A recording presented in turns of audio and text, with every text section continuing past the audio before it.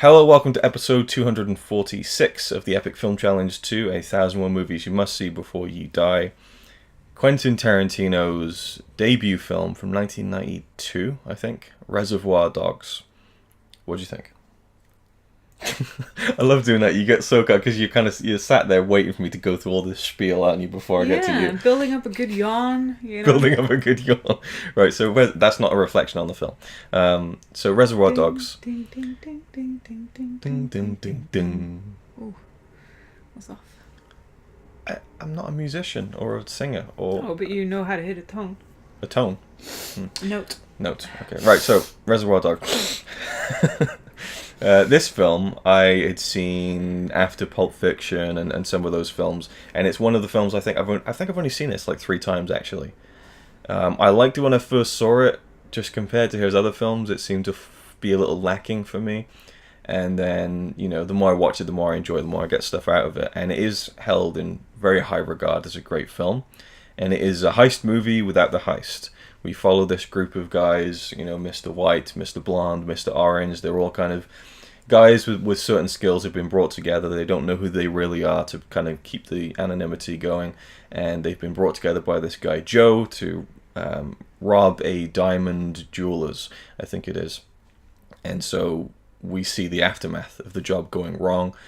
2 of them going back to a warehouse, waiting for the others to arrive. Like, they don't know if some of the other guys in the crew are dead, if they've successfully, made it on the run. They don't know what's going on. So it's kind of this, you don't know much as those first 2 characters. So we have Harvey Keitel, Mr. White, and Tim Roth, Mr. Orange, who kind of, they don't open the film, but they open the film from when the heist has gone badly wrong. And they get to the warehouse, the meeting point. And so it's those 2 characters, and then more start filtering in. And then we flash back to the other characters' kind of backstory to where they got to the job in the film, if that makes sense. One of the typical Tarantino thing where, I guess this is where it started, of telling the story in a non-linear way. And He likes to jump around doesn't he? He does like to jump around. He always does that. Yeah. Can you think of a movie where he hasn't done that? Death Proof. Probably Inglourious Basterds, so I haven't seen that in a very long time. We're probably going to be reviewing that at some point. Jackie Brown, he definitely does it. Kill Bill, all over the place.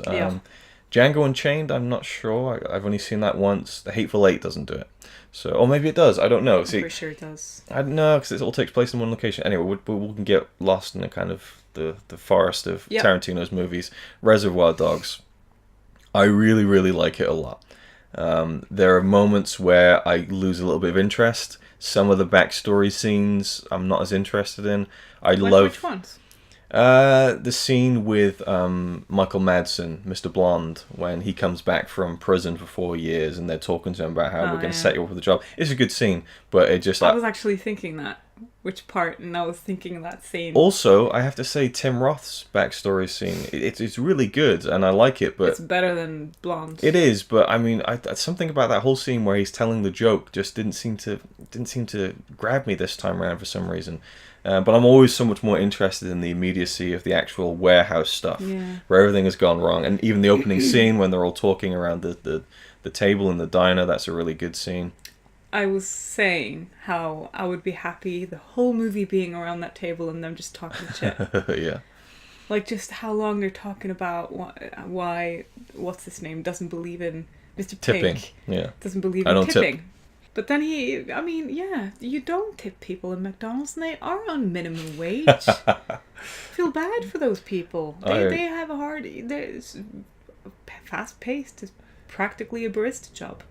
Little mini micro story here to tie in with that, because I'll always remember this. Always, when we were in New York, I went to Applebee's, and obviously in America it's a lot more expected we tipped everywhere for gratuity and everything. But this guy who served us was just like, he was like, yeah, so we got this, and he wasn't even looking at us. He was looking over at the next table while he was doing it. Completely impersonal. You can tell he'd rehearsed this thing 1,000 times. So it wasn't good service. We didn't have the food on time, that kind of thing. And we just ordered water instead of alcoholic right drinks. Exactly. So, but trying to keep the story short, we're about to leave, we don't leave a tip, and he gets the money, and he round it up to the closest as we're standing up, he's like He's like counting it. He's like, wait, you haven't tipped me, you know.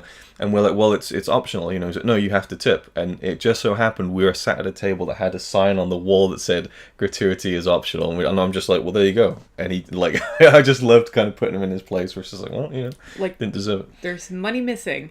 Yeah. Right, there's money. Yeah, he was like counting it in front of us. Oh my god. And I've been saying, like, I would feel bad anywhere else, but if we walked out of that restaurant and walked straight back in, he wouldn't recognize us. Exactly. He never looked at us. Exactly, yes. That whole time. But Reservoir Dogs. Some really good acting. Harvey Keitel kind of steals it for me. What I really love about it is that Harvey Keitel, who, you know, he looks like a tough guy. His character is a tough guy.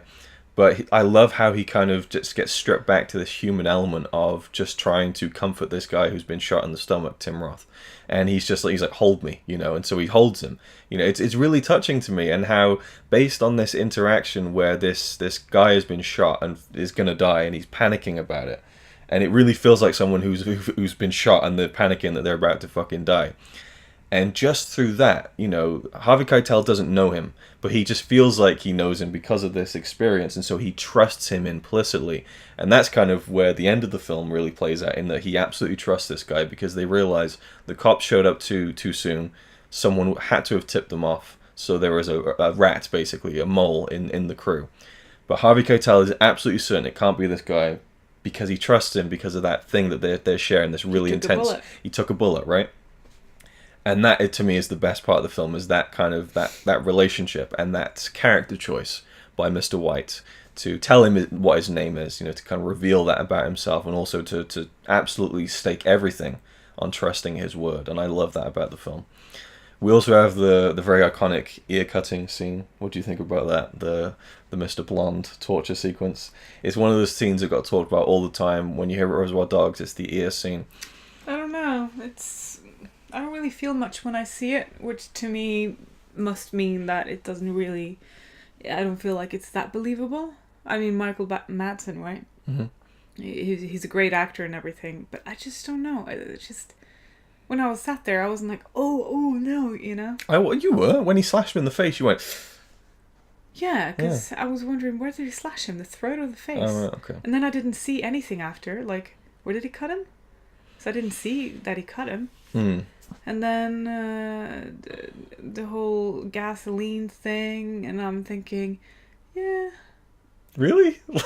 I can't believe you're watching this like really intense torture scene. You're just like, I don't know. I was just waiting for something to happen, and then it happened. It was happening as like the scene is happening. No, I was waiting for Tim Roth, I guess, because in my head I was always thinking like, was it him or was it not? Right. Okay. And the shooting scene. That was great. I would Mexican standoff scene. The shooting scene was the most intense one, I think. Yes, absolutely. Where they just stood there. That got more of a reaction out of me than the torture scene. I don't know why. Maybe I just didn't feel anything for that cop. I feel anything for someone who's been dragged into that situation, regardless. I mean, unless it's someone who's an absolute evil son of a bitch, like a pedophile or something. This is just a cop, just a regular guy who's been brought in and is being tortured. But I mean, you know, I know people love that scene. I think it's I love the choice of using this kind of upbeat, catchy pop song to kind of to color this very dark sequence, and also the one shot of him. That's why I didn't feel anything. I was enjoying the song. I was actually sat there going like, right. As he was getting tortured, yeah. I was listening to a song, and I kept thinking, I'm going to add this to my pool playlist. Because we heard that song when we were in Manchester last, when we went into that poster shop, and I wrote it down as a message to myself on Messenger to remember to download that song, and I was just enjoying it so damn much, I didn't really care about the torture scene. Which is, I don't know, it's just, if we knew the cop, a little bit, maybe. Or if you said that he had kids before the matter, maybe, instead of all the way at the end. I would have thought he'd say that straight away, yeah. But I mean, although to be fair, he gets his fucking ear cut off and is about to be burnt alive, and he doesn't say what he knows. I mean, that's some pretty heavy dedication. Yeah, but then he says, I don't know anything. I'm not going to tell you anything. I'm like, you just said that kind of what? But like, the dedication, where was I going with this? He didn't bust him. Yeah. But I mean, like, That's something I wanted to say about that. Yeah, he knew he wasn't going to say it. Da, da, da, da, da.